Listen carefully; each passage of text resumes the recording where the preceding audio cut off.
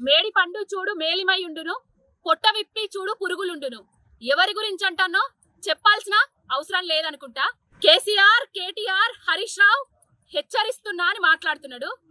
కేటీఆర్, కేసీఆర్, హరీష్ రావు గారిని హెచ్చరించే అంత పెద్దోడి వైపోయినవా? సైకో నా కొడుకులు అంటున్నావు. చొప్పదండి నియోజకవర్గంలోనే ఉన్నా. ఈ నియోజకవర్గ ప్రజలను అడిగితే తెలుస్తది ఎవరు సైకో నా కొడుకు, ఎవరు సైకో ప్రవర్తన చేసిండు అనేది.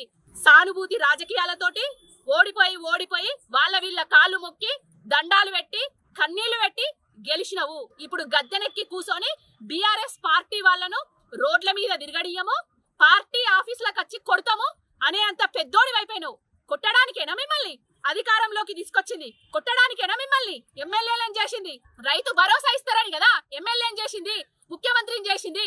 కళ్యాణ లక్ష్మిలో తులం బంగారం ఇస్తారని కదా ఎమ్మెల్యేను ముఖ్యమంత్రిని చేసింది. 6 గ్యారంటీలను 420 హామీలను నెరవేర్చే తెలివి లేదు గాని ఈ సావే ముచ్చట్లు, ఈ సన్నాసి ముచ్చట్లు, ఈ బెదిరింపు ముచ్చట్లు మాట్లాడే తెలివి ఉన్నదా?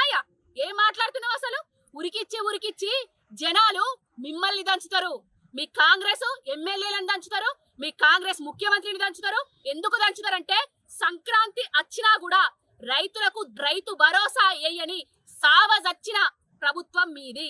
సంక్రాంతి వచ్చినా కూడా 2025 వచ్చినా కూడా రైతులకు 100% రుణం మాఫీ చేయలేని చవట ప్రభుత్వం మీది. హామీలను నెరవేర్చే తెలివి లేదు గాని అడ్డగోలుగా మాట్లాడి రెచ్చగొట్టే తెలివులైతే వస్తున్నాయి. పైనోడు గట్లనే మాట్లాడతాడు, కిందోళ్ళు గట్లనే మాట్లాడతారు. ఇప్పటికైనా మారరాయిగా. ఖబర్దార్ బిడ్డ, భయపెడితే భయపడేటోళ్ళం కాదు, ఉరికిచ్చి దంచటోళ్ళం. ఉద్యమం నుంచి వెళ్ళి వచ్చినోళ్ళం. నీ పిట్ట బెదిరింపులకు, నీ పిట్ట కథలకు భయపడే ప్రసక్తే లేదు. చొప్పదండి నియోజకవర్గంలోనే ఉన్నాము. ఏం చేస్తారో చేసుకో.